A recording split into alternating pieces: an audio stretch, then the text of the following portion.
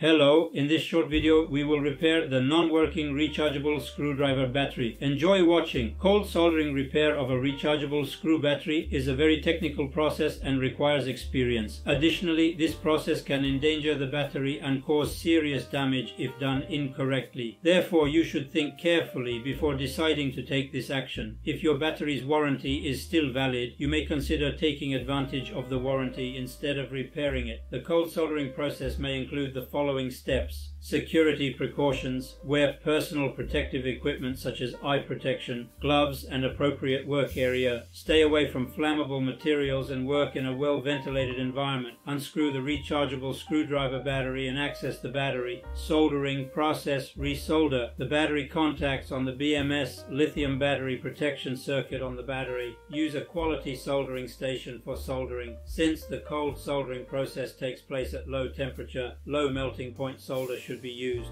Use a soldering wire and soldering tip to solder both ports. Put the cells in their places and make the connections correctly. Reassemble the battery and tighten with screws. Recharge the battery and test it on your device. Check if the battery is working properly. I hope what I told you was useful to you. If you want to be informed about our upcoming videos, you can follow our channel. Goodbye.